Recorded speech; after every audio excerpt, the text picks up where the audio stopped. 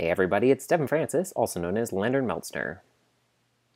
And I have songs from Frozen 2 stuck in my head. You went and saw it? I did. I saw it last night. I've just been singing songs from it all day. But, like, specifically two songs that are two of the last songs. And both of them make me cry when I listen to them. And I've listened to both of them like a million times. One's an Anna song. That sounds like you've had a very weepy day. Pardon? Sounds like you must have had a very weepy day in that case. Anna song, I cry whether or not I'm singing. Elsa song, I only cry if I'm singing along to I understand. This is the Oddcast, also, episode 177. So, it's that time again. It hasn't been that long, I feel like, since we talked about book 3. Maybe that's just because we talked about it for like 8 episodes in a row. We also talked about it for like 8 episodes in a row after we talked about it. You're welcome, internet. So, it's that time of the month again. There's a new Blackgaard book, the 4th one, Rook's Ruse. Written by that thing that happens every month that some people, like, don't really like, and other people are just like, guess I'll go with the flow. And then some other people get really emotional over it, and everyone knows it's going to happen every month, but we can't do anything about it. It's another Blackgaard. I think you might have belabored the metaphor a little bit there, Victoria, but yeah. So, what happens this time on this old crazy, kooky, who knows what's going on? Jason. Jason's here. Jason is here. Wow, he's somewhere. Jason, as he often is. Phil sat down and he said, Jason is gonna show up like over like 10 albums earlier than he actually does. Well, technically that was in the preview of next book, right? I think. It was. But we're gonna talk about that because No, it wasn't. It's not. I don't even remember. Oh, you're right. Wait. No, it was, right? No, that was Wit in the Basement, wasn't it? Was the next book. I don't remember. It was basically an epilogue in my mind. It's Wit. Okay. And he's looking the map. I didn't remember if that was he's looking at the basement tunnel. Yeah. So speaking of the basement tunnel, we start with the basement tunnel right off the bat. Devin's probably already screaming, I imagine. It was so obvious. I just didn't know if he bought it before or after. It turns out it was before. No. What I was saying is, right off the bat, chapter 1, you get, childhood Edwin and Regis. And names and maiden names. And, okay, let's see. I'll go, sorry. And the fact that they had to, leave the country, so Blackgaard isn't their legit last name. Because their dad was a Nazi. Yeah. It seemed a bit heavy-handed, I thought, but we get to learn about, their family and history stuff. That was super cool. So, basically follows the, plot as the episodes. There's not a whole lot of added stuff in this book in comparison to, the other books, especially the last book, because I think 2 and 3 probably had the most added stuff. Well, I feel like... Maybe 1 also. This one did not feel like it had as much added stuff as the others. I feel like the Nemesis episodes had less, pure plot content, so there was more room to add more stuff in, whereas the battle had, a lot of stuff to get through in 45 minutes.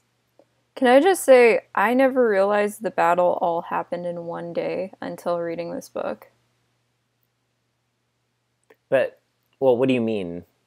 Because... this book happens in a day. This book happens in 2 days. Yeah, because Richard comes in the next morning after Lucy gets hurt with the newspaper. Yeah, but, I don't know why, I always thought of, the first section to be over the course of a couple days. I thought of it as, weeks or days even, yeah. Yeah, weeks or days, because, I don't know, I thought it'd be weird, Lucy, ping-ponging between locations like that. So I always was like, oh yeah, she would go there the next day, because why would you go from like Blackgaard's Castle to Wit's End to Blackgaard's Castle to Wit's End, because that sounds awful. And especially, like, the big deal Eugene and Wit make over, like, distance between them. About that. And she's just like, I mean, she took the bus at one point, it mentions, but she's still just going back and forth. Eugene and Wit only had to make the trip once, and Eugene was, like, dead by the end of it. Lucy did it, like, 4 times. To be fair, it's only from one end of McAllister Park to the other. But McAllister Park is quite large. Still, McAllister Park goes for days, it does. My dude. All of Kidsborough is hidden no inside limitations. Of it. That is the real Snoopy's doghouse. Yeah, I mean, like, Lucy even, like, asked the bus driver to, like, could you just stop at Wit's End, please, so I don't have to walk the rest of the way? He's like, I can't feel my legs anymore. I hope he gave her, like, a bulk discount by her 4th trip. Honestly, as sad as it might sound, the biggest takeaway I got out of this book is that the first half happened in one day. I'm gonna say straight up, don't know about you, was a little disappointed with this book.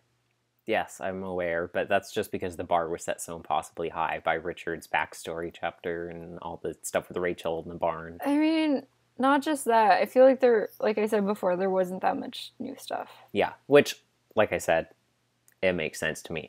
There was some new stuff, though, and what was there was pretty exciting. Can you do some of this? Can you do the rest of the summary?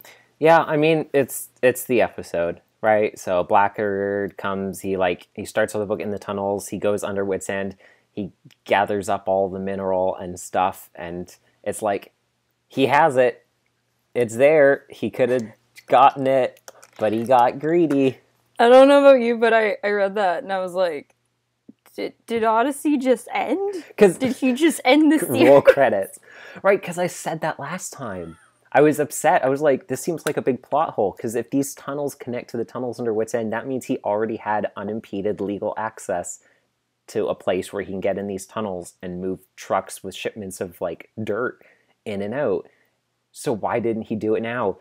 Blackgaard's castle was open for, like, 2 months before all of this happened. What was he doing? But it turns out, yes, he did have access to it, and he finally got the lab equipment in, and if he hadn't been greedy and tried to go for Applesauce at the same time, if he'd played it safe, gotten the dirt out first, and then went after Applesauce, he could have already had all the dirt by the time everything fell apart.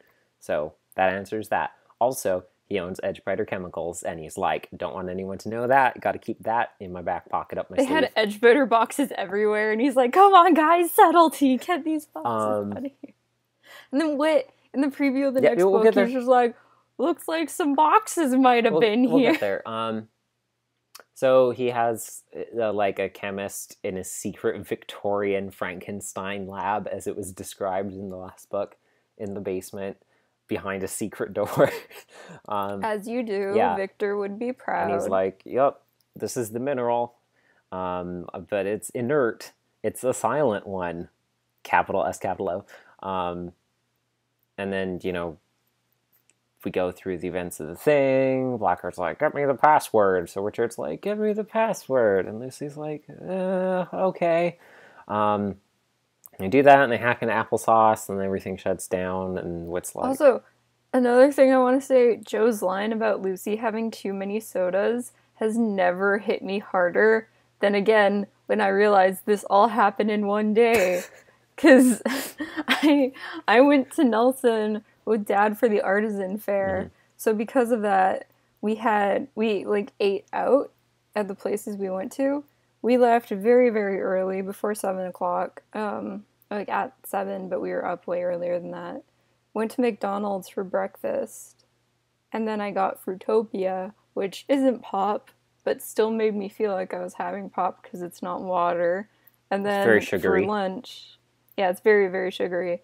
For lunch, I went to KFC, and I got, like, some pop there, and by the end of the day, I was like, I think I was, like, offered pop or something like that. I was like, stay away from me. And then, like, the next day at Panago, the next day, I was given the wrong pop when I went to one of the fast food places, and they gave me, like, iced tea, And then I was like, oh, this is wrong. So then I ended up with 2 drinks. And then on top of that, I worked Panago later. And this is a very good story, by the way. It's definitely worth the length. Got extra food so that I would have gotten a pop if I wanted one, but I didn't because I was like dead. And I still had all the excess drinks from the last couple days just on the counter. And basically, I had like the equivalent of probably 2 sugary drinks plus a little extra within 2 days. And I felt like my brain was going to fall out of my head. I don't know how Lucy wasn't vibrating through walls like freaking clock stoppers when he's like hit the watch speed thing 3 times at the end of the movie. Yeah. I mean, she probably only had 1 earlier that day. I think he means another as in over the course of like every day you've been getting free drinks. No, but like that day specific, like I get that he meant that, but that day specifically, it mentions her having at least 3 sodas. Does it? Yeah, because like her and Richard at the beginning in their first scene, they've already had a full soda, and then he's like, "Hey Joe, get us another soda." And then later on, Blackgaard's like, "Oh, do you want another soda?" She's like, "Oh, I'm good," and she leaves. And then when she comes back, Joe's like, "Oh my gosh, are you here for another soda?" She's like, "Where's Richard?" And I was like, girl, you're gonna die. You're gonna get diabetes. Yeah. So we go through the whole thing. All the stuff happens. The building burns down. Blackgaard gets out the basement. Lucy, when she was in there in the basement, she noticed like the outline of the secret door. So she was like, hey, there's a secret door in the basement. So they're like, oh, that's probably how he got out because we didn't find any remains of him or his cat. And then Whit deletes Applesauce, and then we like cut down to a van outside of Whit's End to the eavesdropping on them from a bug which was planted by the NSA because Donovan and Tasha are talking about Whit. Also, we get finally the full reveal of what Blackgaard's plan actually was, which confirms that his desire for Applesauce was actually connected to TA418 and Ruku all the way back now, which we didn't know before because I always assumed that TA418 wasn't a thing for quite a while after this. Can you like explain his plan again? Because it's been a while since I read this book. We'll get there once we get there. Basically, it wasn't, he didn't want Applesauce because he wanted to sell the program, although he was going to do that too. He wanted it because he knew that within the coding of that was the data where Whit had used Applesauce to create TA418. So I still don't understand what Applesauce does. They never really specified it. Because like Whit, he's like, I should tell you what Applesauce does. I made it for the government. Eugene's like, that's a good explanation. I'm like, screw you guys. My understanding, my assumption, my guess, based on everything, all 2 things that we know about what it does, is like my guess is it lets you control whatever program you want. I think it's just like a powerful processing and analytics software, which is why Whit is using it in concert with connecting all, like, because we know it does some kind of like processing or data like compiling and analysis because Whit used it to create the formula for TA418 with Tasha. But when you activate level 1 of the program, it like runs a systems check on Whit's End. So what's the connection? So that is my best guess, is that it's just kind of like a general analytics and like administrative controlling software, processing software, and so that's why it's like connected to all the internal matrix for Whit's End. My assumption, Galaxy Brain, Apple, the company is named after Applesauce, and it's just Apple. My assumption always when I was a kid was that level Mac is only a couple letters off from Mabel after all. Was that Steve Jobs more like Steve John, Avery Whittaker. We got a ton of these folks. Please don't turn off the video. Steve Wozniak was that level 2 would like do the same internal matrix things, but for like the Department of Defense's like entire computer system. It would start like launching missiles and stuff like that, which is probably not true, but that's when I was a kid. That's what I always imagined. Anyway, so start of the book. We were... Oh, wait, I had a joke that I... Oh, good. I have a joke. Please tell me. Okay, it was going to be in the summary, but I forgot. It was a good start. Thank you. This whole episode so far has been a great start. I love the 4 minutes where you told me about everything that you drank for 2 days last week.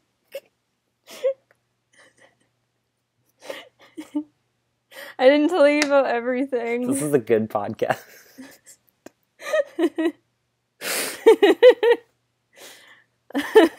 Please tell me your joke. I was gonna say, Blackgaard goes on to, he uses the modem to access Applesauce through the phone and stuff and internet. And Richard's like, which one should we mess with? And Blackgaard's like, the one everyone's talking about. The inspiration station. No, the soda machine, because the Wad fam chalk sods. He's like, I need to know what makes them world famous. How powerful are they? And then Lucy runs in. Gets sprayed with the machine. Does a little systems check. And Connie was making smoothies or whatever. And then ice cream, because smoothies have ice cream in them, shoots out. Lucy trips on it. Slips, bangs her head, hits her head, goes ends into a up coma. in the hospital. I thought you were gonna say that it's like blending the thing, and it goes so fast that it shatters the glass, and then a shard of glass goes and it stabs Lucy, not fatally, but dangerously.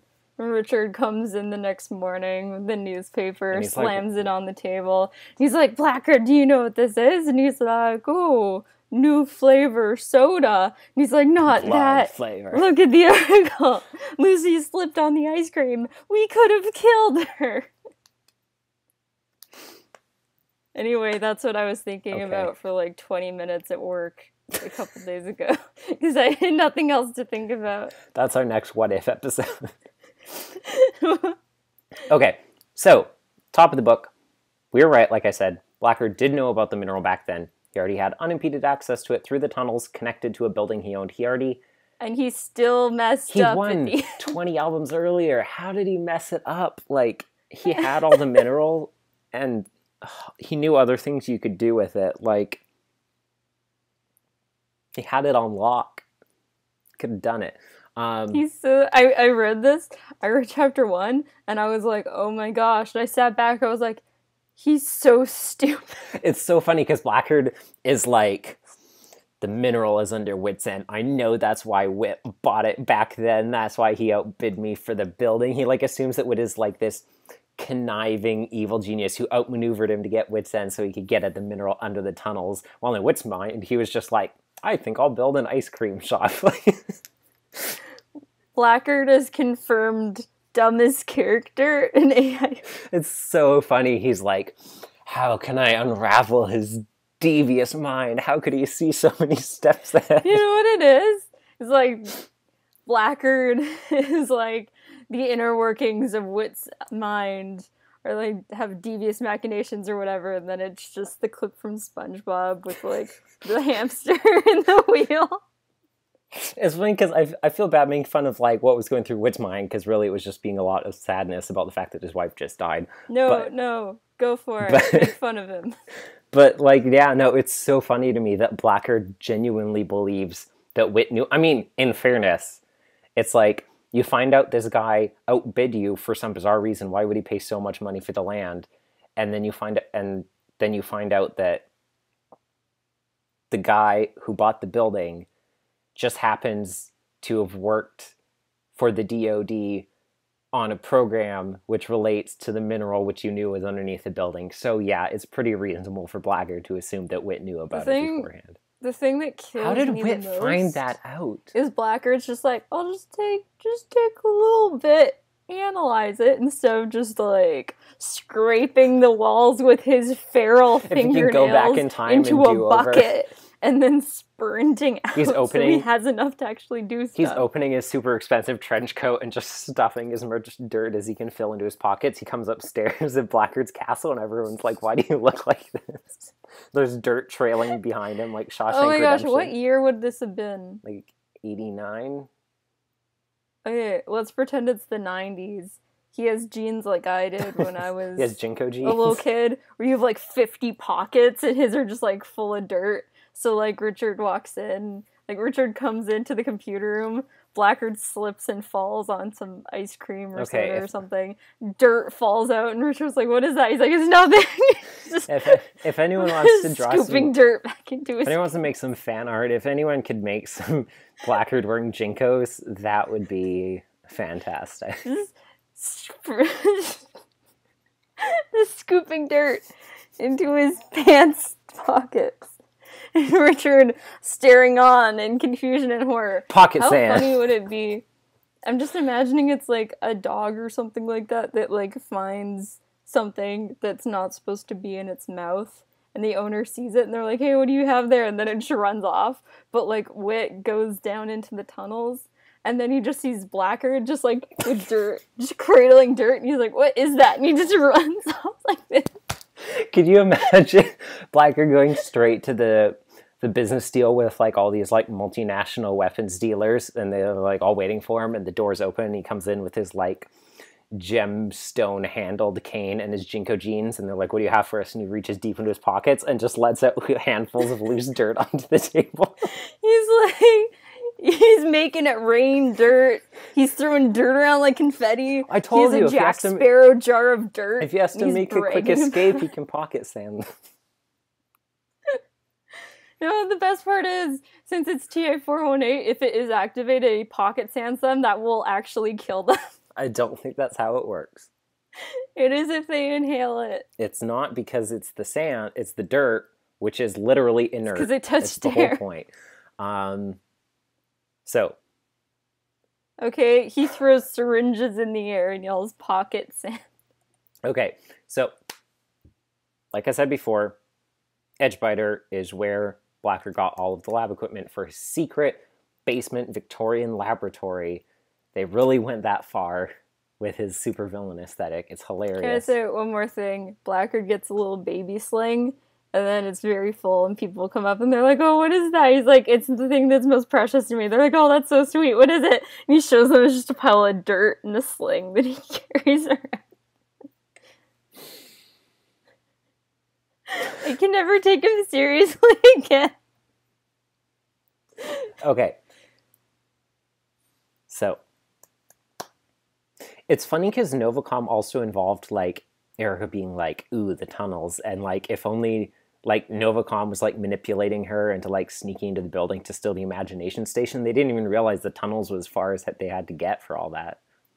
I thought you were going to say, if only Nick was working at Wit's End at this point, so Blackgaard could flirt with him, so he leads him into the tunnel so he can get more samples. Okay. So, Blackgaard's backstory was great stuff. I was very upset because when I saw that his family name used to be Blackgaard, if you wish, I was like, oh yes, I'm going to make this keen analytical observation about how his name meant, like, un qui fait des blagues, so a joker, which is akin to a harlequin, which ties in... That's Listen, what I highlighted. I was like, this is what I put. I was like, that's what the name means, because we speak French, and his joker, and that's like a harlequin, which ties him as a twin to Edwin, future owner of the Harlequin Theater. And then I turned the page, and Phil literally said all of that stuff, word for word, and I was so upset that I made this, like... You're like, I am Bobo the Clown. I made this, like, amazing, like, keen analytical connection, and then I flipped the page and I'm like, come on, Phil, we could have all put that together ourselves.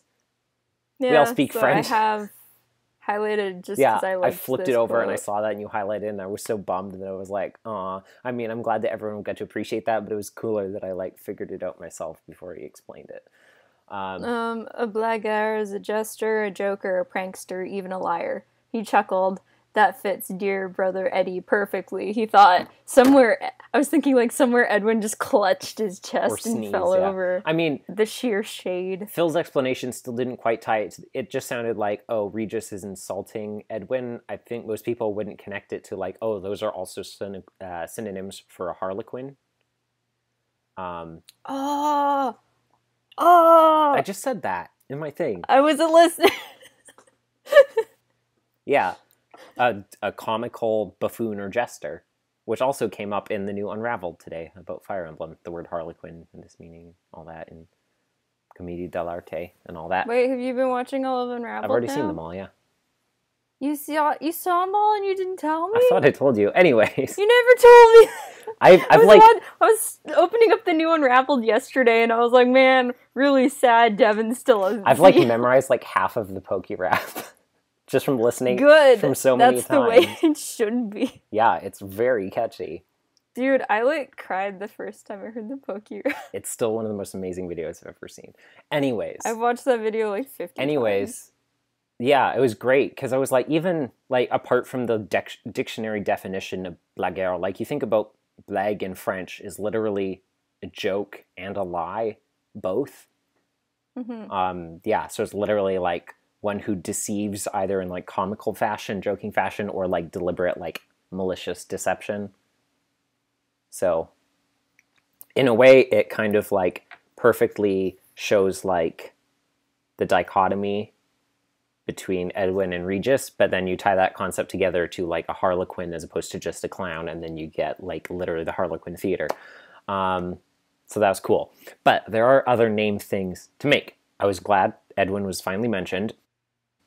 I was surprised that Regis called him Eddie. Yes.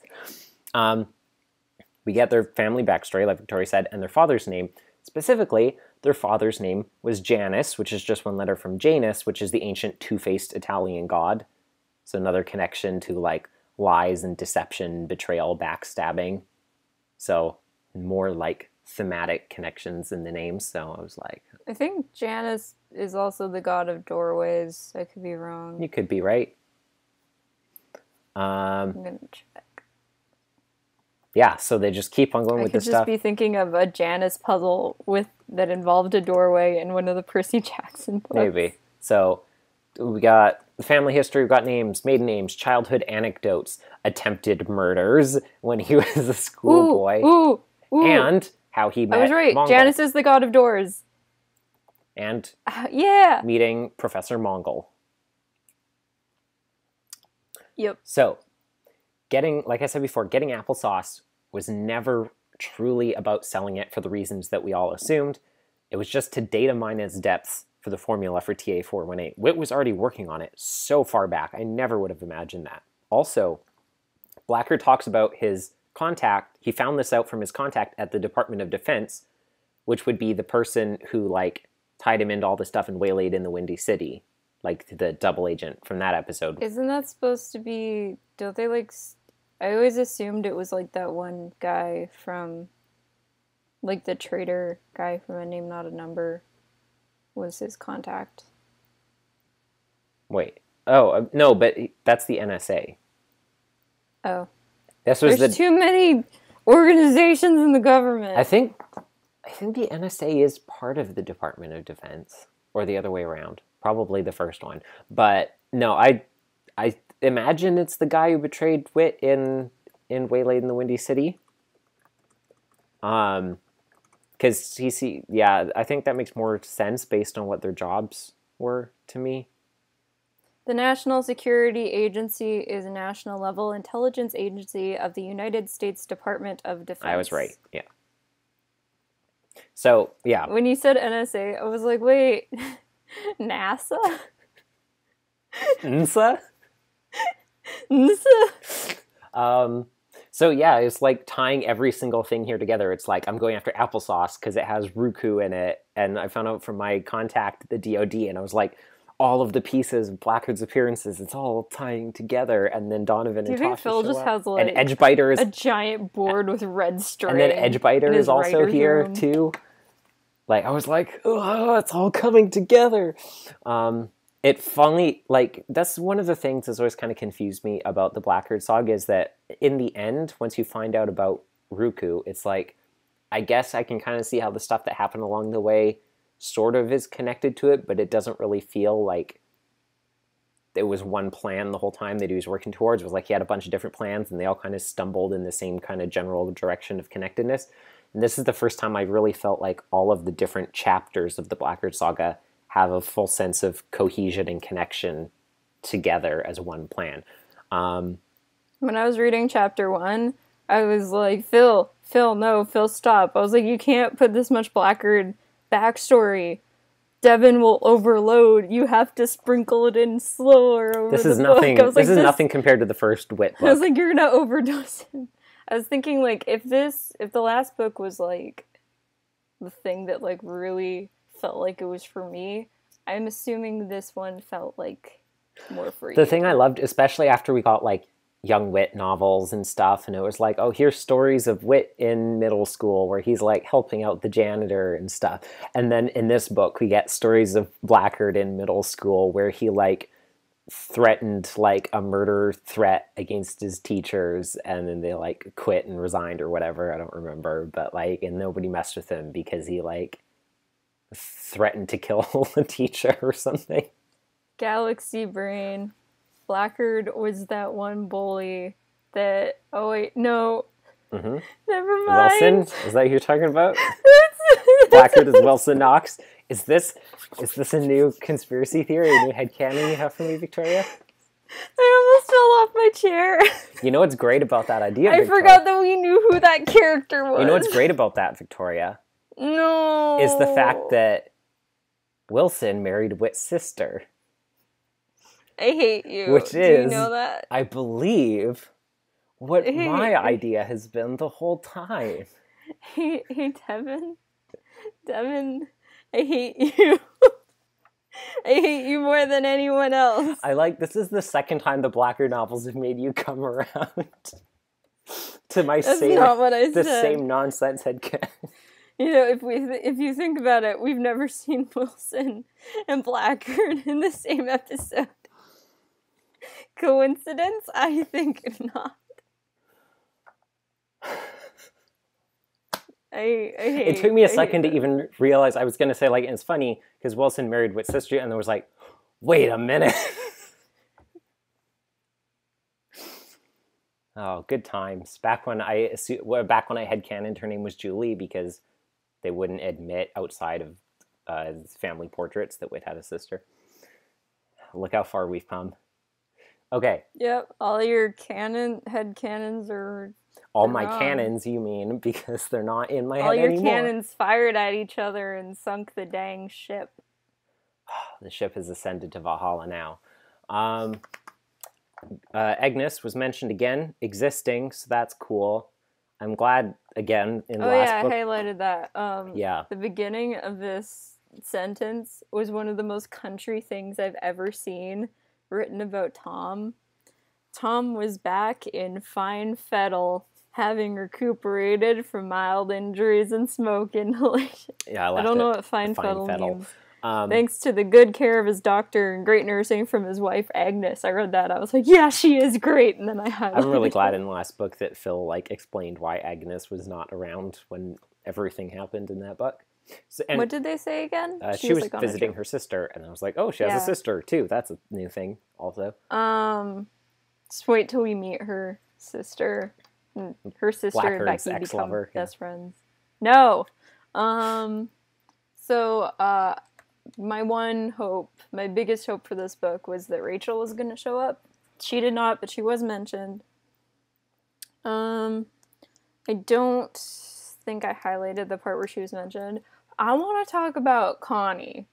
You highlighted a lot of stuff about Connie. I highlighted a lot of stuff about Connie because, like, just a second, I have a lot of feelings about. I never thought I'd say this.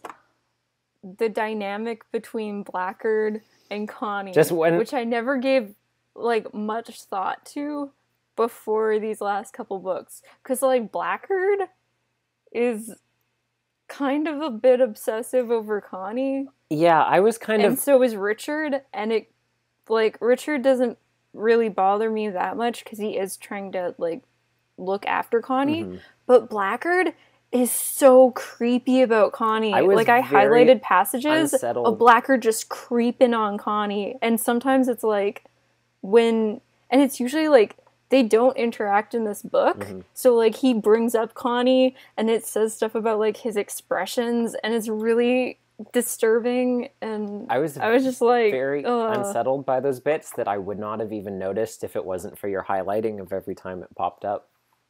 No, because I feel like it's worth mentioning. It is, because I wouldn't have noticed. Happen, like, next. I wouldn't have noticed the persistence of the pattern unless you like highlighted it and then I saw it. Yeah, I don't think I highlighted the first time, but then it happened again in the scene where Richard, or where Whit and Eugene are visiting, like, the castle. You highlighted the first one then, because there was a highlight before that. I went back and I highlighted the first one, too. But, like, so this is, like, when they're talking about, so he just saw Eugene and Whit for the first time, and they're talking about how long the castle's been opened. Where's Connie?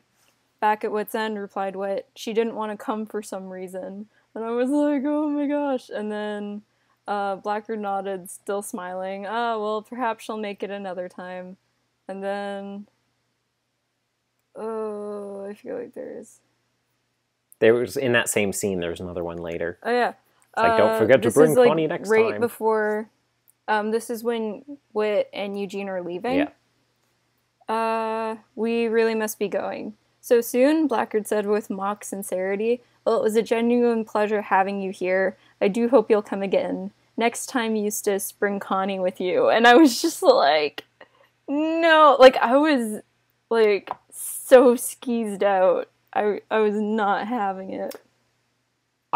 They also, because I mentioned it in a different episode, I did listen to the Nemesis and the Battle after the third book came out. So they, like, lengthened the boys' parts who got in the fight. Yeah. In this scene, they made, like, a couple instances happen with them. Yeah, 2. Because of that, the build-up felt like a lot more... Like, it had a bunch more payoff by the time the boys finally snap at Whit and Eugene. So, like, I really, really liked that change. That they were more involved with the scene. And speaking of the last line Blackgaard has there, this is a very general statement. I don't remember if I brought it up before. I've never understood if there's, like, a reason for the continual gag early on that no one can remember Eugene's name correctly. Because it happens constantly at the beginning and persists as late as album 21 is the last one I can think of. In, like, on the road trip in Fifth House on the Left, it happens with everyone. At first, because there was... I don't know, with Blackgaard, I feel like it's more mocking. Well, and he does actually know what Eugene's name is, and he's doing it on purpose. Like, with Richard is definitely doing it on purpose. Does Richard do it to him? Oh, yeah, he does. Yeah, he does. No, but I mean, like, when in Eugene's dilemma, like, Mr. Burgermeister is like... Meister Burgermeister is like, says his name wrong and different every single time. And Fifth House on the Left, I always kind of got the vibe that was supposed to be more quirky. And then with... but it's only... What's-her-face's dad? I can't... Like, the celebrity guy? Yeah, but it's always Eugene, and it happens in multiple bunch of different episodes, and it's always a different name, most of which don't sound like Eugene, and I don't understand this bit. I always thought it was a reference when I was young. I was like, is there another character with the last name Meltzner or something? And that's, like, I always thought it was a media reference because I couldn't understand what else it was supposed to mean. Is it just... is that as deep as the bit goes? It is a running joke. Yes. But the joke is everyone forgets Eugene's name for different reasons. And it's, so if you think about it, reason. It's just because, like, he has a weird name and that's it. It's not like a... No, but if you think about it, they, in my opinion at least, they all forget his name for different reasons. No, I mean... pertaining to their characters. But the funny part is that it's only his name specifically. So, like, with Burgermeister... he's really scatterbrained. With Richard and Blackgaard, they're not forgetting. They're just jerks. With the director guy, he's too selfish to care about learning other people's names. He doesn't even get Bernard's name right. Yeah. So, at least that's my take on it. You know what's funny? In album 35, when Bernard keeps getting annoyed at Arthur Tent for calling him, like, Bernard, because of his accent, and then Bernard keeps on thinking he's calling him by the wrong name, because it's just like, that's how you say Bernard with a British accent. I think that's funny. I vaguely recall. I haven't listened to Novacom stuff in a bit. Yeah.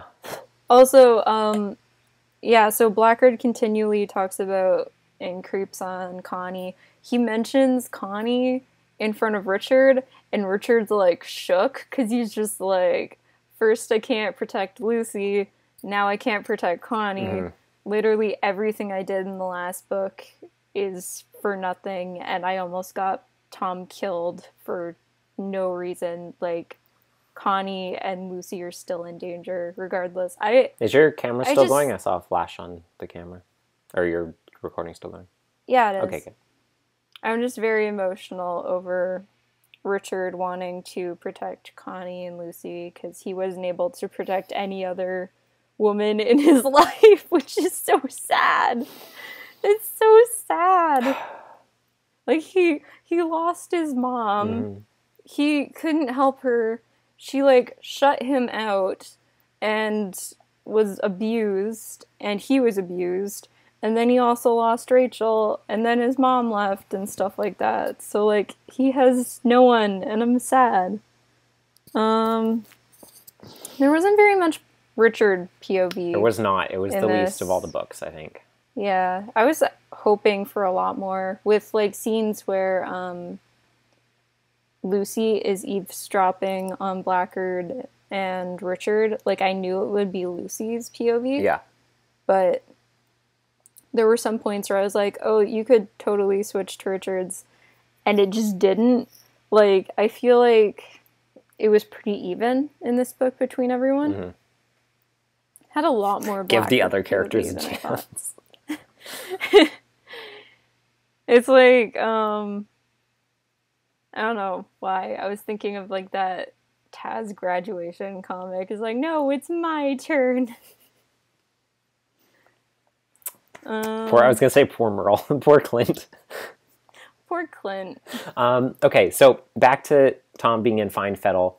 We did get passing mention of the barn building scene in our best vacation ever. So I was glad of that. So going back to the scene where Whit and Eugene visit Blackgaard's castle for the first time. It's funny, I'd never really thought much before about how the whole scene about, like, how Blackgaard runs the castle. In reality, it is not at all, like, the impression that you get kind of is like, oh, this is about how Blackgaard has these different ideas about, like, children and rearing them, and it's different from Whit's. But I mean, it kind of is, but watching... I feel like it wasn't supposed to be just that in the audio show, but they never really got that clearly across, because Eugene does have the line about, like, how it's mayhem and kids are just running around and doing whatever they want, but you got, like, it was, like, visceral. No, I think, in the book. I mean, like, sincerely, in reality, that is entirely the point of the scene. But thinking about it now, logically, in reality, I look at that scene, I'm like, it is not at all about how, like, Blackgaard has these bad ideas about how to raise children, like, being all, like, violent and crazy and do whatever you want. And it's entirely about how Blackgaard couldn't care less about what happens upstairs. He's willing to throw all the money he needs to at it just to stay open as a business while he does the real work below. He's like, yes, with my child psychology degree, this is the way children should be raised. When in reality, he's like, I don't give a knick-knack paddywhack about what happens upstairs as long as they let me keep my business license. I will pay for whatever stuff I need to fix upstairs so long as it is, like, just the doors stay open so I can do whatever secret awful things in the basement and the police don't come. So I have two things for you. Two interpretations of the knife vine. One is Blackgaard saying, "What do you have there?" and a bunch of teenage like little boys saying, "A knife." And he's like, and he says, yes. And he's like, whatever. And he keeps on, like, looking at the newspaper. The other one is Jason and Tasha being like, "What do you have there?" And he just has arms full of dirt. And he's like, "Nothing." And then they're like, "No!" And then they run off after him. I need every meme but Blackgaard's holding dirt. Dirty Blackgaard.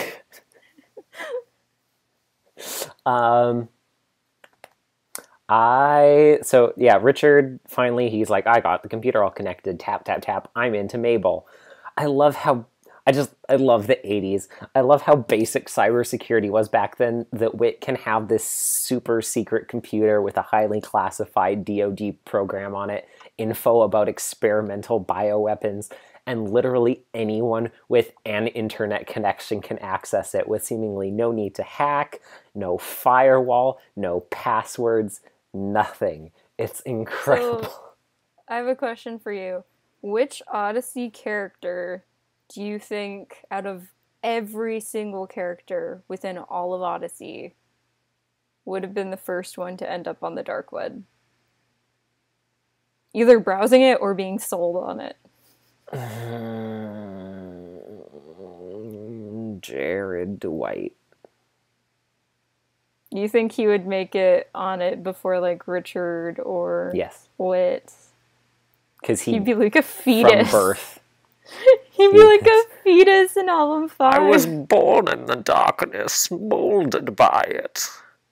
Can I just say, at church on Sunday, during line practice for the musical, someone said something at one point, and then a girl beside me who's like 12 said like, oh, I thought you said, someone said like the word Jared, and she was like, Jared? No, wait, someone said Trent, because one of the characters in the musical is called Trent, and then she just really quietly said like, Trent Dwight. And I looked at her and I was like, you mean like Odyssey? And she was like, yeah. No, and I was like, different, my brother, Trent Dwight.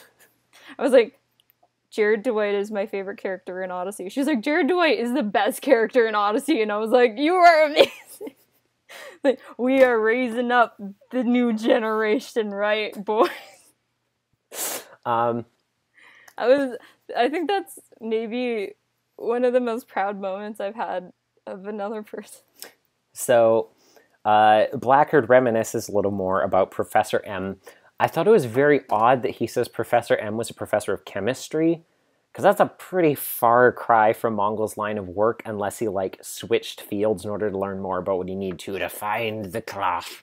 But, like, dude, it can't... that guy's crazy. I could see him switching fields. There was a moment where it was like... Or he, like, does multiple fields. Here's the thing. It literally does not sow any doubt in my mind, because it can't be anyone else. After all the stuff is said about, like, oh, he lost people close to him, and he said it could have been prevented by whatever would have had. Like, it's too extremely specific with these connections. It is Mongol. I don't know why he switched to chemistry. Phil ain't subtle. I don't understand how he would find out that Odyssey had the mineral in its soil. Like, maybe he studied the history, because he was... Dude, I thought we already talked about this. He's been following Whit. I know, but... all this. How did Whit or Mongol find out about the soil? My only guess is, because Mongol, back in the Young Whit books, he is a professor of religious archaeology. My guess is that he was studying the history of the natives in the area, and he found out about the Silent One in the soil.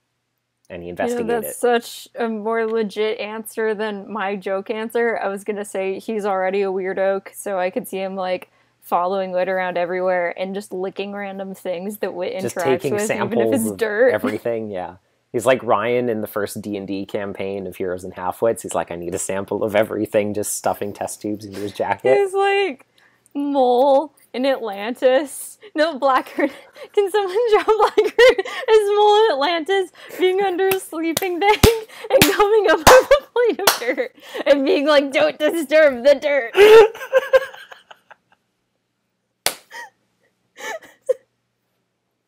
We have to end the podcast. We're not going to top it. We can't make any more episodes.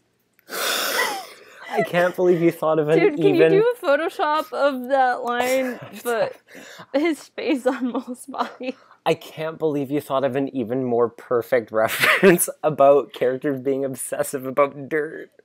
And then Connie would be Kita, and then Mole is Blackgaard, and he whispers into her ear, and then she punches him in the face. Yeah. Dude, I'm so happy. Oh. So we find out the password. That's kind of wild. It turns out it was 5J King Prof 04. Who would have guessed that? We all thought it was Jana. Not Jana. Nope. not Jana. Whit disowned her so long ago. We thought it was Jenny. Or Guinevere. Yeah, we thought it was Jenny. Yeah, it's 5... I assume the capitals don't really... I'm curious. Did Whit specify, because he was giving it verbally, does he specify what letters are capitals? And if he didn't, how does Lucy, as the narrator, know which letters were capitalized? She's like, how did you do that with your mouth? Hey, Beater. Hey, Beater.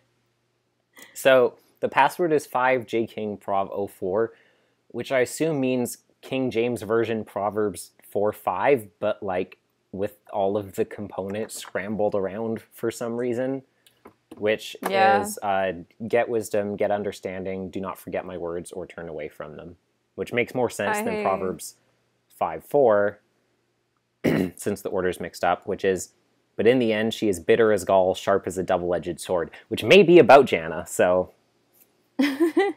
Maybe Phil had a typo. What, for the whole order of things? I don't know. I have some more quotes that haven't happened chronologically yet. Wait, let me just finish this point. So, like you said, we thought it was Jenny. Like, in fairness, Whit said that was the password, at least, like, for Mabel to run the self-diagnostic. I would assume that means it's the admin password for everything, including Applesauce. The thing is, we thought it was the password because Connie and Eugene thought it was the password, and clearly they know nothing about Applesauce. Yeah, but like I said, it removes all narrative tension if they weren't on the verge of finding out the password.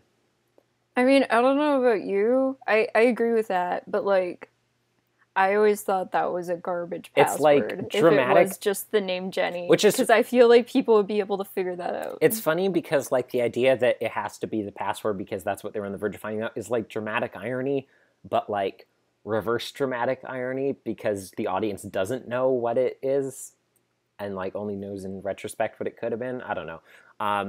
So except for we were all wrong, apparently. I was really surprised that Lucy actually found it out, and she was that close to giving it away. I really like how Richard and Phil, by extension, like tied in her future ambitions to be a reporter to drive her desire. Mm-hmm. Excuse me. It was so good to find out what's going on, because that wasn't a thing in the show back then.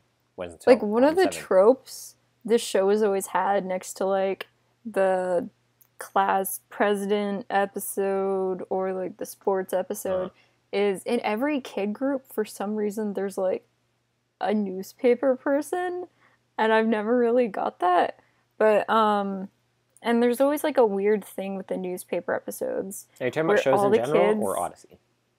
In Odyssey, where it feels like the kids who want to be writers always have, like, 2 different episodes that feel like they're establishing for the first time they want to be writers.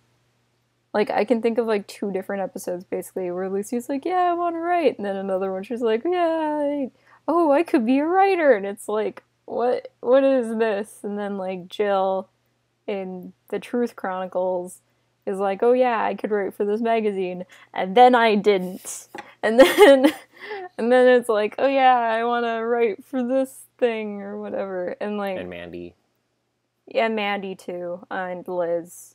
So, like, it's nice them actually, like, concretely showing, like, when her ambitions first arose. Yeah. Can I read my quotes? Thank you. I'm gonna have to grab my laptop charger in a minute. Why'd you plug it in before you start? Tell you every time. Because I couldn't. Okay. So this is about Richard... So in chapter 3, it's big. Okay. When his guilt about his cowardice in not helping Riley or the horses pestered and pressed in on him, he chased it away by muttering forcefully, "No one got seriously hurt." Then he plunged into writing a particularly complex piece of programming code. And when even that didn't work, he forced his mind to repeat, almost mantra-like, that he had to do what he had to do to shield Connie from being corrupted by Blackgaard. He'd convinced himself that Blackgaard was lying when he said he didn't want to hire Connie. Well, now that she was at wit's end thanks to him, Blackgaard couldn't touch her. Mission accomplished. He had protected her. I was just like, if it weren't for the Blackgaard lines at the beginning of the book, I'd be like, yeah, Richard, like, has a point, but it's, I don't know.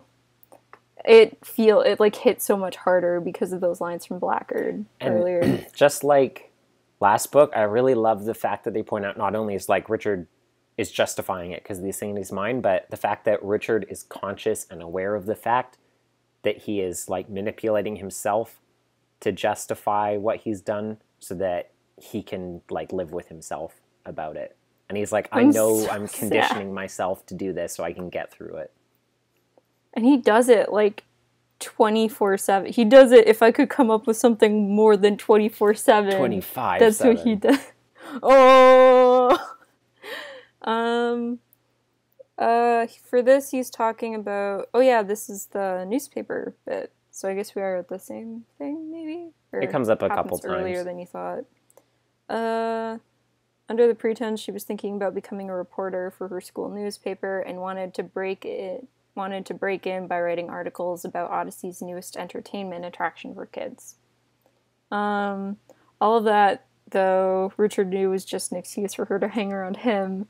I was just, like, reading it. I was like, she's gonna be so sad. It's gonna hurt so much later on. He didn't mind. He liked the adulation. Just Richard finally having someone who likes him for the first time in his whole life. And then completely ruining all that. Some angst for real. She reminded him of his sister during their better times, and her attentions also helped distract him from his nagging conscience, at least for a little while. Hey, AIOO, where Richard is Lorium and Rachel's Strelitzia, and Lucy's the killer. I don't know where I was going with Lucy there. But, I'm a sucker for sibling relationships where you're like, bad things have happened, and they're just gonna get worse. We should also pause our recording here, because the files are getting big. And then we'll be back in just a second. So, Whit has a little scene where he, like, kind of reminisces on his childhood, and internally he marvels that he survived some of those adventures that he's had, and I was like, yeah, Whit, I dare say so. Based on what we've seen so far, he's basically alive by the skin of his teeth, and he is literally, canonically, only alive because he literally has a divine artifact of immortality. He's alive because he's carrying something that won't let him die. You were literally divinely unable to die, and that is the only reason you survived your childhood, Whit. So yeah, you'd better marvel at it. Whit's mom, can't remember. What's her name again? Janeth. Pardon? Janeth. Yeah, she's just like, oh, my baby is... No, like a stranger or someone like that sees Whit as a baby. Mm-hmm. I was just like, oh, he's so cute. Aren't babies just gifts from God? And Janeth is like, you have no idea.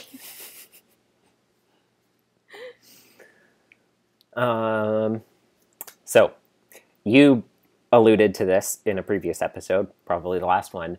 Oh, I was still on quotes. But oh, sorry. Say what you're going to say first before we forget. Richard's cologne giving him away. This is so tragic. I was dying laughing. The fact that everyone, knows it and is they're literally he couldn't have been at the barn burning because we would have smelt it at the sea. I was like, leave him alone. You guys are so mean. I was like, I'm just glad he didn't set himself on fire during the barn burning, given how flammable he probably is. Because apparently Richard is just... Blackgaard is 24/7 just covered in dirt. Absolutely coated. And Richard's always just dripping. They can't... actually on the... They can't touch each other. It's like Olympic wrestlers, how they would, in the ancient Olympics, how they cover themselves in oil, so if they touch the ground, you'd see the sand stuck to them. That's why Blackgaard was never able to beat Richard in a fight and had to, get other people to, attack him or tase him or trap him under a video game, machine. It's because if Blackgaard grabs him, he's just gonna shimmy out because he's too slippery. He's like Neil. Richard is Howard Big Bang Theory's, whatever the actor's name is, from Dr. Horrible, the moist or whatever his name is. Well, who's just constantly tripping. I was gonna say he's Neil the Eel from season 2 of Carmen Sandiego, which I don't know if you've watched. I have not watched. I never finished season 1. He's Rhys Dobby. Wait, you didn't finish season 1? I never finished season 1. I got upset they took away Graham. I did watch a clip with Graham from season 2 that they uploaded on YouTube. Oh, Victoria. Does Graham come? Does he get his memory back?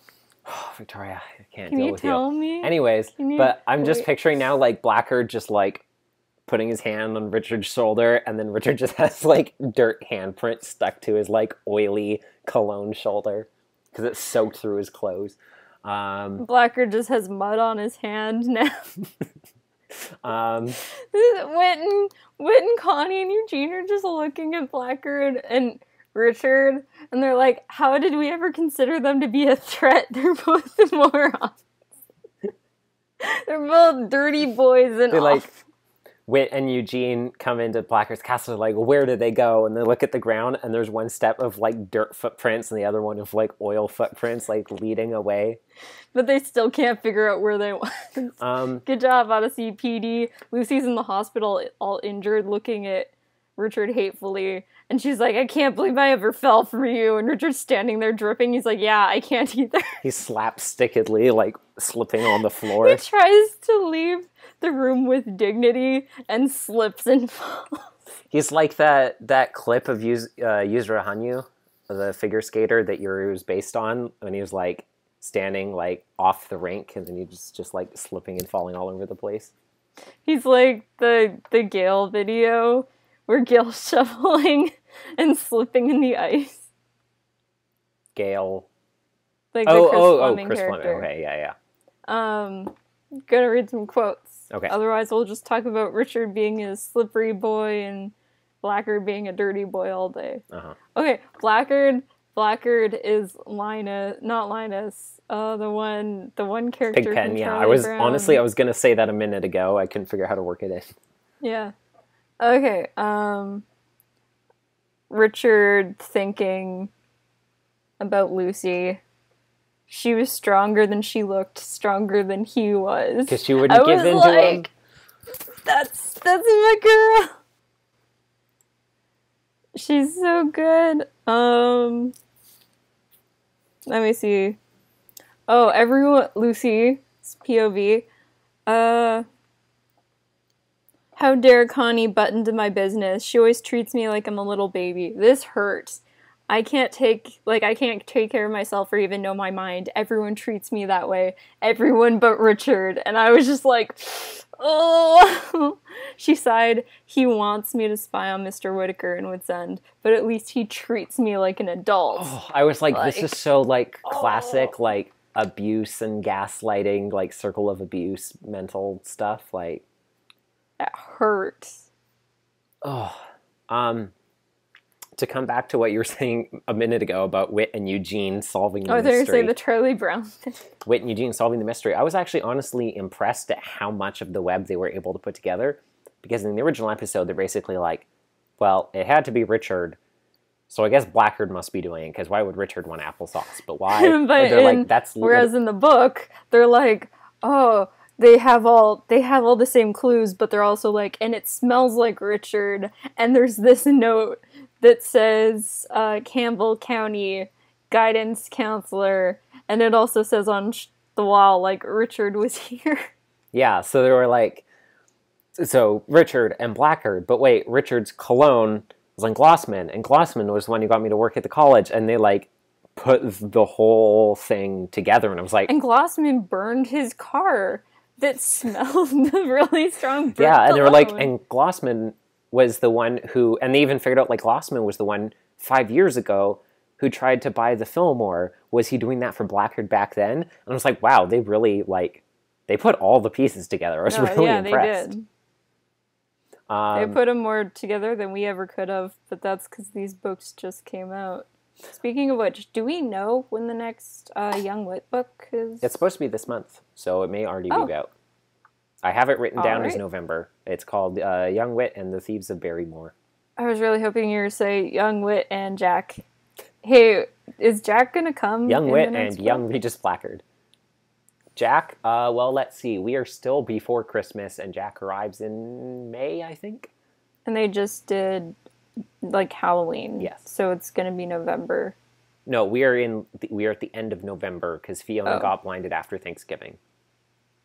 So, she was blinded on the Thursday after Thanksgiving, or the Saturday after Thanksgiving. I have the exact you date Americans. Yeah. You and your Thanksgiving on in American November. Thanksgiving, yeah. So we're in like the last week of November, I think, when the last book ended. And he knew Jack before Christmas. No, that's the next year. He met Jack on, I think it was May something of the next year. So we have like 6 months still to cover. That's too Once again, long. I know, I told you, it's going to be a lot of books. Remember, I love having Emmy around, but I need Jack. I know. Remember, because we know the exact day that he met Jack because of the episode, and I pointed out, like... Change the date. These books are changing everything else. They're not, though. They're really not. I know, they're doing a phenomenal job at sticking to the previous audio canon. By that, I meant the... Like, to the day. I am still so impressed with how well these books are changing everything else. I was kind of leaning more towards the Blackgaard books. Yeah, I know what you mean. Yeah, remember when I said, like, found out that, like, the original concept for the Wit books was, like, each book will cover the span of 1 year in Wit's life. And I'm like, well, we've covered 8 weeks, 12 weeks so far. The little picture of Revan, like, you tried.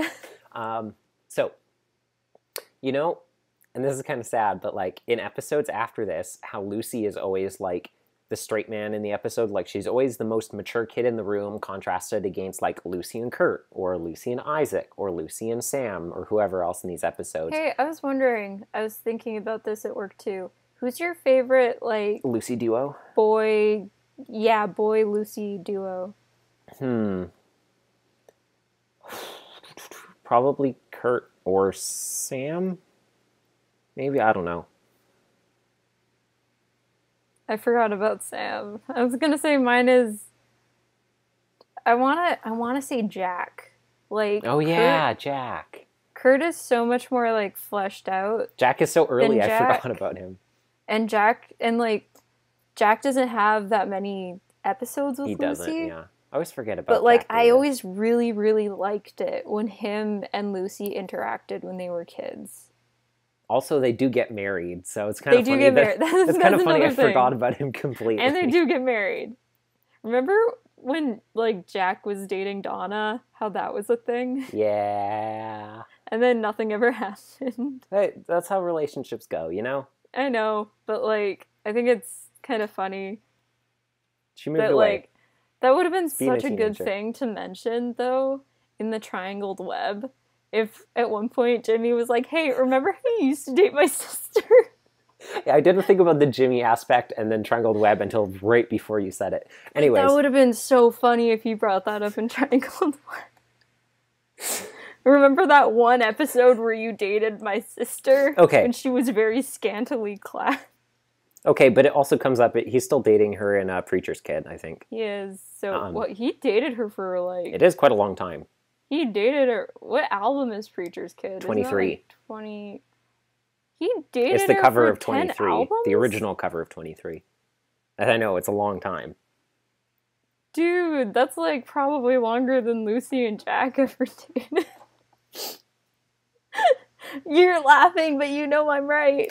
Maybe. Okay, so anyways, Lucy is always, like, the most mature one in, like... Because she's the main girl character for the first 28 albums of the show. Heck yeah. So we have a lot of episodes where it's, like, Lucy plus boy character pair. Oh, she makes it through several, like, otherwise discrete generations of, like, kid probably characters on the show. I'm pretty sure she lasts longer than any other kid character other than Jimmy. Yeah. Wait, I mean, who's in more episodes? Still Jimmy longer than or Jimmy, Lucy? because Jimmy is, like, basically, like, pretty grown up fairly quite a bit by the time that this is after Pokenberry Falls, and Lucy is still, like, Lucy. Older, but still ages Lucy. Strangely, like everyone in Odyssey. She does age, definitely, but it feels like less so. Maybe because her voice, like Jenny Long's voice, never changed as much, obviously, so it's harder to tell. Anyways, my point being, Lucy is always the mature one in all of these relationships for all of these episodes, and I never really thought about how we can attribute that to how fast and sadly Lucy was forced to grow up based on this experience here. And basically, I'm sad. Yeah, I can finally use this image that I've been holding on to for probably over a year that I was going to use for Buck, and now I'm finally using it for Lucy. What is it? It's the tweet that says, like, oh, you're so mature for your age. Thanks, it's the trauma. Oh, yeah. I believe is what it says. I was using that for Butt for so long, and I was waiting for the right episode to come up after I found it. And now I'm using it for Lucy, which is funny because Lucy has I feel like you could also use that for Jack post the one episode where he gets, like, kidnapped. Jack Davis. No, not, he's not the one who gets kidnapped. Harvey is. Yeah. Not Harley, whatever his name is. Uh-huh. Anyways, it's interesting that those are not the two... Harvey. No, yeah, Harvey. I'm so tired. I can't remember anything tonight. You know what I'm talking about. I know what you're talking about. The two characters that I thought about using it for, it's interesting, are in the opposite roles. Yeah, Harley. Sorry. There you go. Are in the opposite roles in, like, the same kind of relationship that caused it for, at least for Lucy. Because the Emily-Buck relationship was almost identical in Green Ring Conspiracy to Lucy and Richard. It was, pretty much. Yeah. And Lucy caused it from this, but Buck was in the same relationship but on the opposite end. But they both definitely get this image, and now I'm using it for Lucy finally. Anyways. Probably the most unnecessary thing in the book was when Richard gets trapped under the Zapasoids machine, and he just resigns himself to his death by burning, believing that he deserved it. Was that really, truly necessary, Philip Waller? I was so sad. Can I catch up in quotes, though? Yes. And then I'll get to that? Okay. This is also Lucy. So this is when she figured out the password, and now she knew the password for it. Was this really something she could tell Richard? And then she heard it. Connie's voice. Lucy Her rose shrill from voice. the desk. What? Her shrill voice. I know that sound anywhere. It bleeds through walls. I don't remember if this is the place where she says that, but it made me laugh. Where she's like, I'm not going to do it. And then this is like, she heard Connie through the walls, or her, like, shrill voice. And she's like, yeah, I'm going to do it. Oh, I forgot about it. I like gasped when I read that. I was like, you can't sing. I was like, is that allowed? Is that allowed? Lucy rose from behind the desk, moved to the office door, and peered into the hallway. Eugene and Mr. Whittaker were at the top of the stairs, and Connie was bounding down the hall to join them. Mr. Whittaker told her about the generator. And then they descended the stairs together, Connie talking the whole way down. Oh, this is it! This is the quote. Her irritating voice was all Lucy needed. She would tell Richard what she had discovered immediately. The immediately is italicized. I know, it is. I was like, no!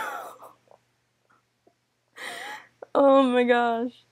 Oh, Lucy. And then I have... It's so savage. Like, I know it's in the episode, but, like, the line where Connie's like, maybe it's none of my business, but, like, Richard's awful. And Lucy's like, maybe you're right, Connie. It is none of your business. Also, and I've heard it 100 times, but I'm still like, wow, Lucy. Like, if I was Connie, honestly, I would have been like, that was a solid comeback.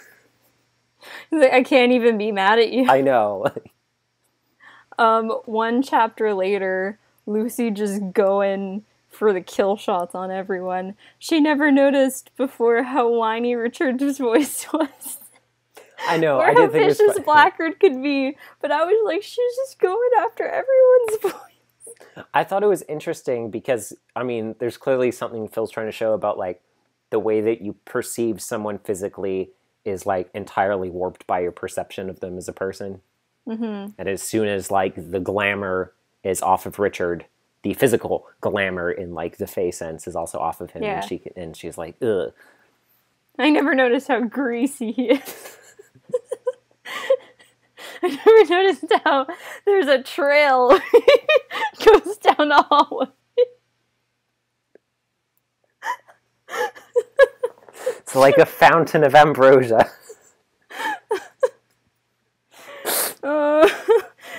It's so much funnier when characters pick up on the fact that Richard was in a scene now. If you just assume there's like a slug trail leading from where it's funny because they're always like, oh, Glossman, like gloss and sliminess and stuff like that. He's only slimy because of interacting with Richard. I was going to say earlier because of the... I because of the barn scene, and they're like, Richard couldn't have been there. We would have smelt him.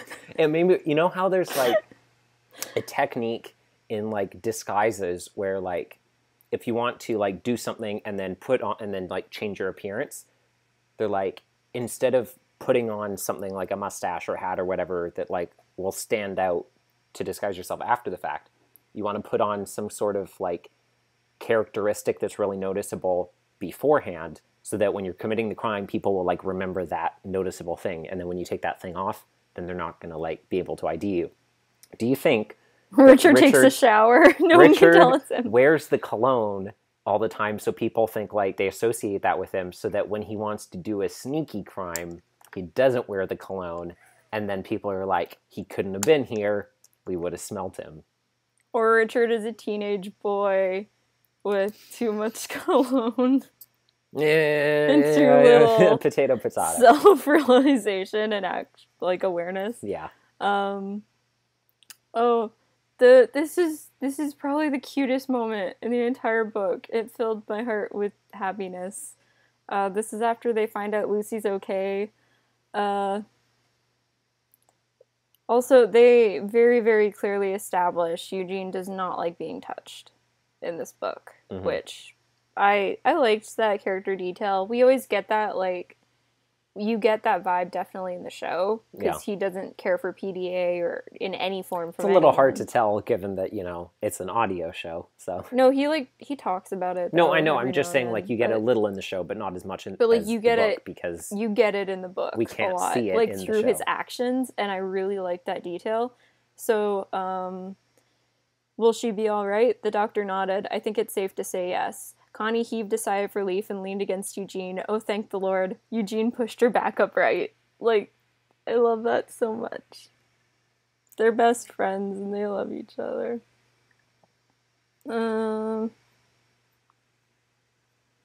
So, Blackgaard. I think this is a little... Okay, this is around... before something. Oh yeah, this is the newspaper scene. The only problem with slimy Richard is, how did he not get out from under the, like, Zapazoid's machine? The Zapazoid's machine falls down and Richard shoots across the floor. Okay, my theory for how Richard... This is why we can't talk to each other. Because we just I like how in the same chaos. episode we've simultaneously, for Blackgaard and Richard, had so much content about them both being absolutely doused in like different opposite substances of dirtiness. Like completely That's why they get yin and along yang so concepts for them. So like, what if we did it for all Odyssey villains? Like, what is each Odyssey villain covered in? Oh, we have a BuzzFeed quiz on our hands. Arthur. It's just like that's what took him out. Instead of him being trapped under the Zapazoid's machine, similar to Lucy being in a coma after slipping on the ice cream or slipping on Richard's perfume trail, that like it lands on him and he shoots across the floor until his head hits the wall and he's knocked unconscious, and that's what happens instead. Arthur Dent is also covered in dirt, but it's fertilizer, so he can make the bombs. I thought you were going to say muffin crumbs, but that makes more sense. Yeah, or muffin crumbles. My theory about how he got trapped under the Zapazoid's machine is he's so, like, wet. He short-circuited the machine, it electrocuted him, and his legs were not able to move. The image, though, of him shooting out from under it, like freaking Augustus Gloop through the chocolate tube, is the funniest visual image I've ever conceived in my entire life. It's all uphill from here. If only this Applesauce machine had been aimed correctly, he could have escaped the building so quickly. Wit's running up to Blackgaard's castle, and Richard just goes flying out the doors like a luge sled person, Olympian. Richard, like, shoots out from under it, hits Blackgaard. Blackgaard's knocked unconscious. Blackgaard gets arrested, and series over. Okay, I have to read this. Like I said, this is why you and I can't talk to each other, because there's just too much chaotic energy. This is why you have to move out. This is why I have to keep sabotaging your applications. Spoiler alert. Okay. Maxwell jerked to a halt.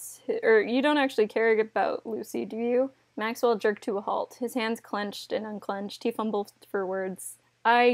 You don't try to... She's just a nice kid, that's all.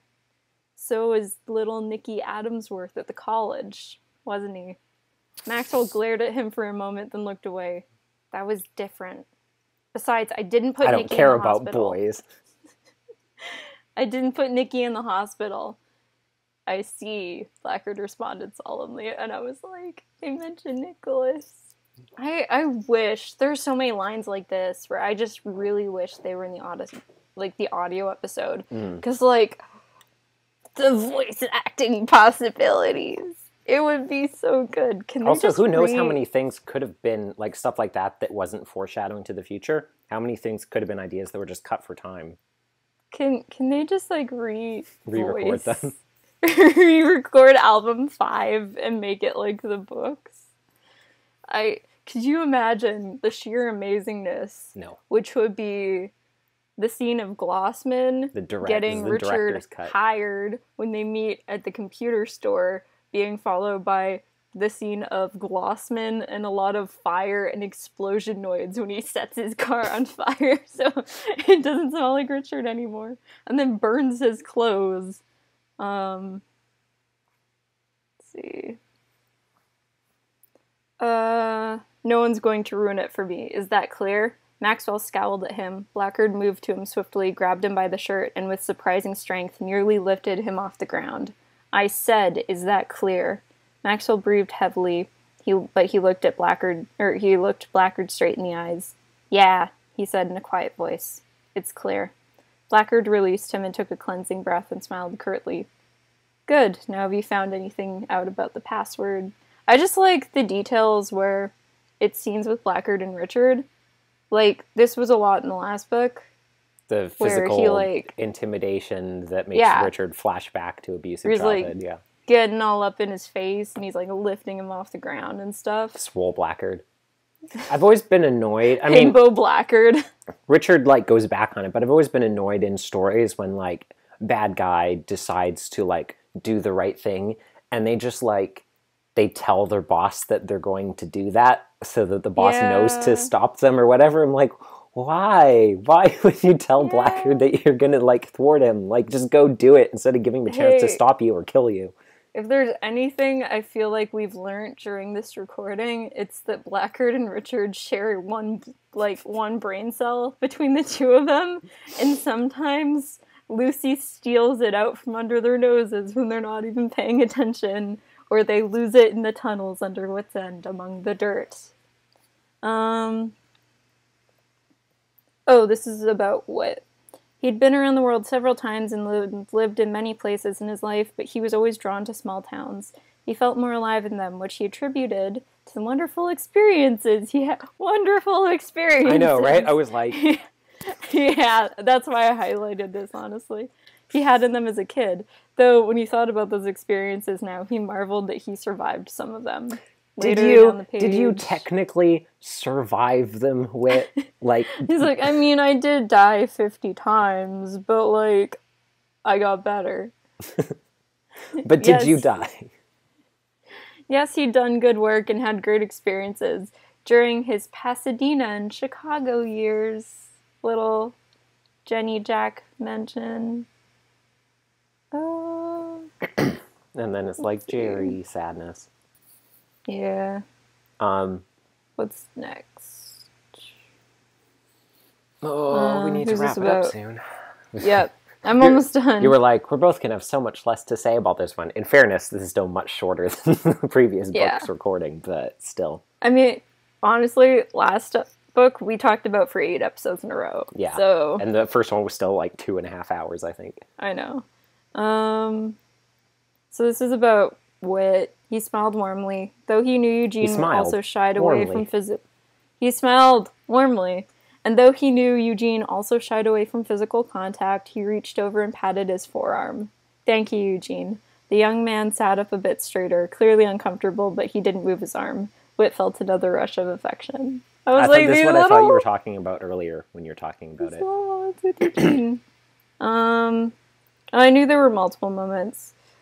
The police did find a kerosene can and a burned shirt behind the barn, says Whit. You'd think the shirt would be helpful in IDing who did it. Maybe this is before they discovered DNA. I don't know. This was a long time ago, this episode. This was before both the internet and DNA. Before Whit chuckled softly, the quote of the hour. Actually, Richard probably wasn't involved with the barn fire. With that cheap, awful cologne he seems to bathe in, we would have smelled him a mile away. Eugene jumped out of the chair. Eureka! He shouted, Eureka! Which Whit lurched back. Easy, Eugene.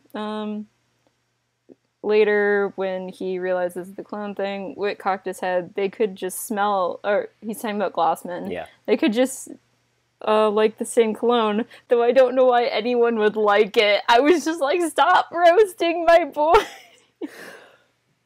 I was like offended on Richard's behalf. Through all of this, quotes. Let us not forget that all of the Richard wears overpowering cologne stuff roots from I Slap Floor.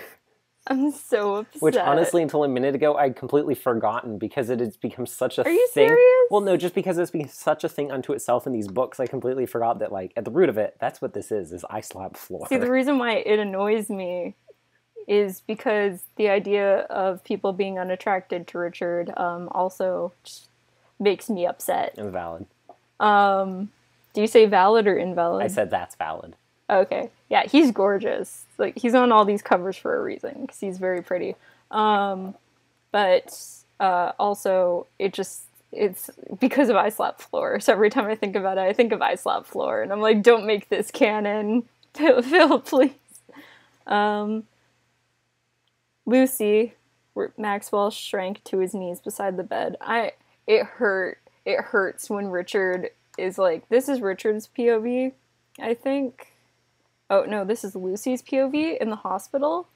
She doesn't call him Richard in this whole scene. She calls him Maxwell the whole time. Just, like, getting that distance in there. It's details like that I love. Like, when authors change up names just to show the relationship between the characters. I love it when that happens in stories. Lucy, Maxwell shrank to his knees beside the bed, clasped his hands together. Look, I know I lied, but I'm going to make it up to you, to everyone. That's why I came to tell you. Oh, I was thinking, why did I highlight that? That's the same thing he says in the episode. It's just because he's, like, kneeling on the ground, basically. Like, he feels real bad. He still needs to apologize and doesn't really apologize in the scene, though, but... Sasha raced around looking for cover and safety and finding none, yowled mightily when Sparks singed her tail. Sasha, cried Blackgaard. Now she knows how the horses felt at Riley's barn, Maxwell chuckled. I was like, that's my boy. I felt bad because it's still an animal. It's not Sasha's fault, but... Sasha's a jerk. I mean, she's never actually done anything bad, but she's a jerk. She is complicit in all of these things. She is complicit in crime. This is what the Nuremberg trials were about. Sasha, you're guilty. I don't know what the Nuremberg trials are. Blackgaard turned back to the chaotic scene. Stop it, he thundered, please. Maxwell relinked his fingers behind his head and mimicked the computer voice. Sorry, once engaged, the program can't be stopped or reversed. That's just another thing. He basically says that in the episode too, but they changed how the line was read, which I like that. He laid his head on the floor, closed his eyes, and prepared to die, hoping it would be quick, knowing he deserved it. Like, Phil, turn on your location. Phil, I just want to talk. Okay. Maxwell looked up at Whit, awe etched on his face. You saved my life. Whit nodded. I did. But why? this part it's worth saving. hurt. I didn't cry while reading this book, but this part almost made me cry. Wit shrugged. Well, 2 reasons, I suppose. For one thing, you have a lot of explaining to do. Maxwell swallowed. Yeah, what's the other reason? Wit looked at him. Your life is worth saving. And, like, this line is in the episode, yes. But after everything Richard's been through, and then the sirens were very close now, and the rescue vehicles pulled into the parking lot. Wit stood to signal for the ambulance and missed seeing the tears that ran down Richard Maxwell's cheeks. Like, Phil, turn on your location.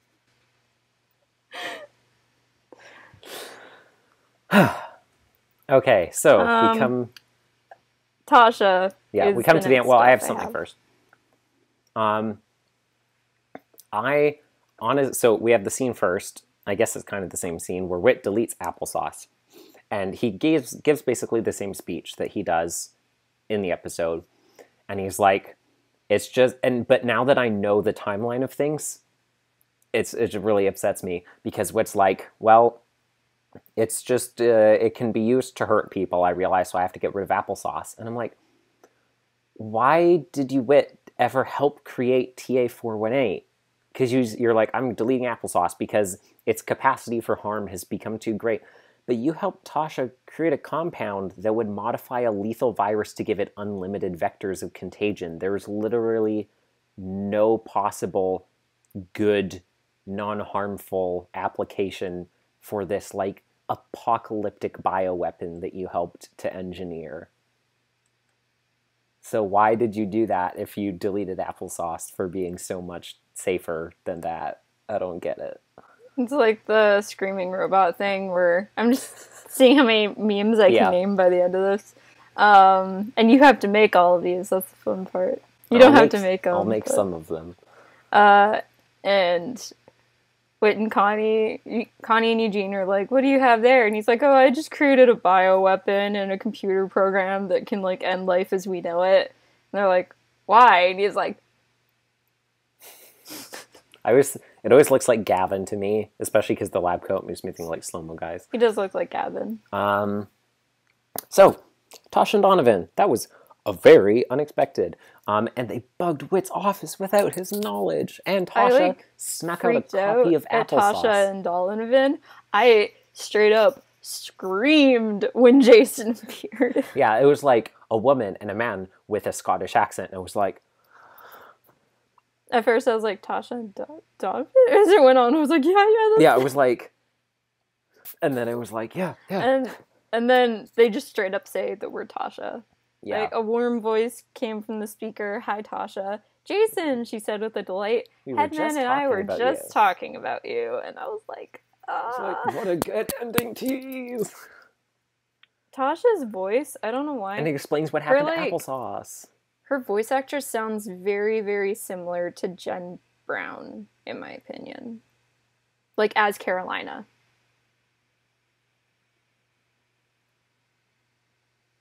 I don't have enough time to, like, piece my brain audio together, but I'll believe you. I have highlights from the next book already. Yeah, so, mention of Jack, finally, and, like, talking about, like, oh, Jack and stuff. That's like, highlighted. I'll read it. Okay, before that, he found it stuffed between 2 wall studs when he tore out the plaster in Lath while renovating the space that had become the Bible room. Why he was sent it to one of his oldest friends who collected them and studies antiques, Jack Allen. Who made the map? Why did they put it in the wall?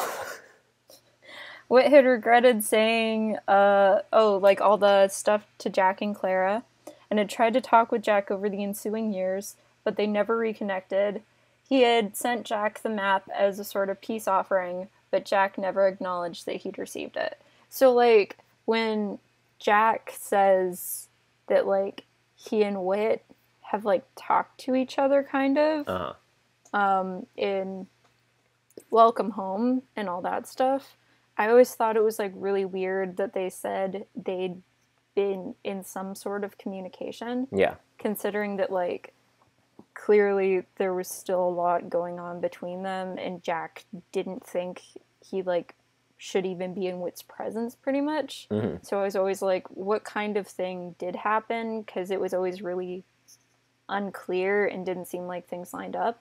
So, like, I really appreciate this explanation because I've been looking for this kind of explanation for years now. So, as best as I can interpret what happens here, there's only one map. Someone made it, hid it in the walls. Maybe it's like Wit's End was part of related to bootlegging at some point, because that's probably what the tunnels were mostly for, and we know Odyssey loves their bootleg liquor. So probably they hid it in the walls. They love it so much. They did it twice. Hid it in the walls. Wit finds it, puts it in the mail to send to Jack in the middle of the night. Bump, bump, bump, bump, bump, in a trench coat. Mongol comes, steals Wit's mail. I'm just imagining the little footsteps from, like, the Daddy Vine, where it's like, tap, tap, tap, tap, tap. Mongol steals the mail from Wit, and then that's how Mongol got the map, because Jack never mentions getting it, and as far as we know, there's only one, and based on the Underground Railroad, Jack clearly didn't know there were tunnels under Wit's End. So Mongol must have gotten it before Jack and, like, intercepted it on some end of the mail chain. Like, is it like prison where, like, everything Wit has ever mailed is being intercepted by Mongol, and he, like, looks through it and he's like, okay, he hasn't told anyone where he keeps the cloth, pass it, and, like, puts it back into the mail system. That answers where Mongol's been this whole time. He's been a mailman. Do you think that's why Wooten came to town? He's Wooten's boss. No, I was gonna say Wooten took his job.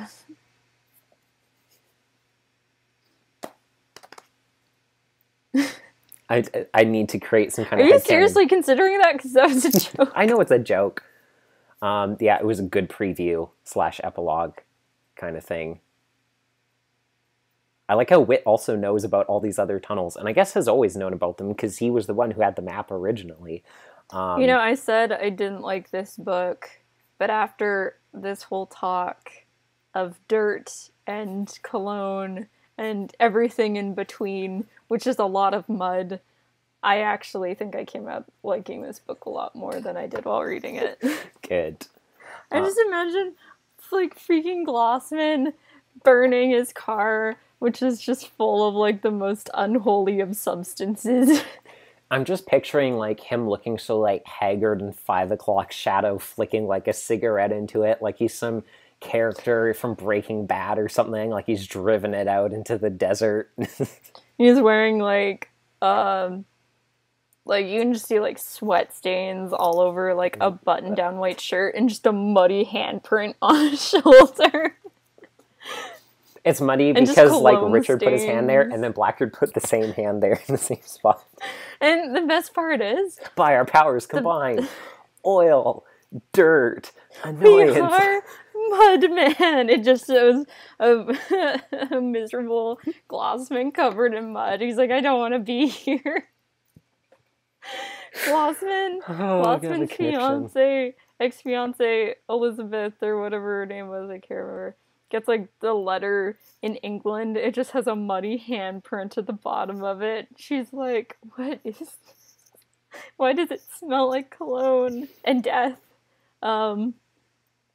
But I'm just imagining, like, I don't even know. Richard must have been so happy once Richard was put in jail and Blackgaard was dead. He's like, I don't have to deal with these two idiots anymore. And then by this point, he also didn't live in Odyssey, too. So he was just like, true. It's all gone. Put it all away. See, that was the part of the broadcast with Brian Dern that we didn't hear, because we didn't hear the whole thing. Uh-huh. The part we didn't hear was just him ranting about Blackgaard and Richard for 2 hours. And Brian Dern was like, this is good content. This is what people are here for. Okay, we need to wrap up this review. The thing I want to believe is Blackgaard and Richard are totally unaware that they are 100% of the time covered in substances. Like, this is just normal to them. They don't even think about it. That's why there's no mention of it in the book. So it's like with the audio episodes where you don't get to see the actions. With the books, you don't get to tell that they're always covered in mud and stuff. Exactly. Okay, let's wrap this up. I'm giving this book 5 out of 5. It was very good. I'm gonna give it 5 out of 5 for all the laughs.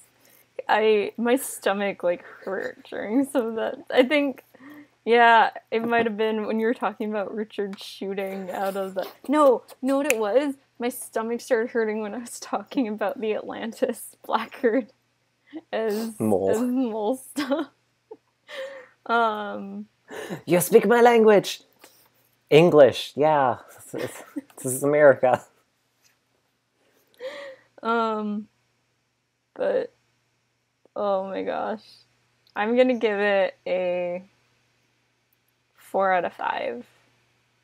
Like I think in terms of quality, it's a 5 out of 5. In terms of what I was expecting, it's no, I'm gonna give it a 4.5 out of 5. It's just, like I said, in terms of quality, it's 5 out of 5. There were just some things I wanted to happen that didn't happen yet. Just because I have high hopes. But I just want Rachel to show up before the series is done. It has to, narratively. Like, she has to. It would be the perfect, like, cap. I feel like, though, at this point, she can't show up until after, like, 25. Like, until everything is wrapping up. Because, like, when else is Richard gonna see? I guess yeah. Would they do that? I hope they do that. Hopefully. I'm my one fear. I mean, I don't think she'd be in juvie for that many years. No, I know. I talked to a cop about it because I have problems. My one fear is that Rachel's not going to show up before the series is over. One fear. My one fear. I was thinking of that. I don't really have anything else to say. Richard, his whole, like, him crying at the end was such, like, a good ending for his arc within the album 5 stuff. And I'm so excited to see everything that happens with Waylaid. What do you think is next in terms of episodes? It's a good question, because we've talked about whether or not it's going to be One Bad Apple or Waylaid. I assume it'll be Waylaid, and we'll get, like we said before, One Bad Apple will be flashback stuff during Tom for Mayor. And especially now that they've already started, like, teasing Edgebiter. Also, like you were saying earlier, in the final preview, Whit notices the boxes and that some of the letters are there and the gaps between them, and he writes it down so he has, like, a clue for later, which I thought was interesting, because that suggests... like Mickey Mouse Clubhouse is like, it's a secret tool that will help us later. That's definitely not Mickey Mouse Clubhouse. Yeah, it is. No, but that's a different show. No, right? Oh, sorry, I'm thinking the Mickey Mouse Club. Yeah, it's Mickey Mouse Clubhouse. Yeah, I know, because I watched that show. And I know. It was at a point where I was too old to be watching that show, but there was nothing else on during that time block. I was mixing up the two. I was thinking of, like, the old, like, Mickey Mouse Club, like the NBC. Yeah. Yeah, the fact that Whit wrote it down is very much like a Chekhov's, like, Hangman game. It's clearly going to come up later, and Whit is going to, like, put these pieces together, which is interesting because they don't... The question is, who's going to find it? Do you think it's going to be Jack or Jason? I was going to say they shouldn't connect it in any way until Whit's gone, unless he figures something out during One Bad Apple, which would be pretty early. It's either going to be Jack or Jason. Yeah, so he'll have to, like, leave it for someone. I bequeath this mystery to you, Jason. So, next time, do you remember what we're talking about? I'm choking. Yes, I hear. We are talking about All for the Guest, which is the next AIOC episode. And you're all witnessing this episode turn into a snuff film. Oh no, we really got everything today. Oh my gosh.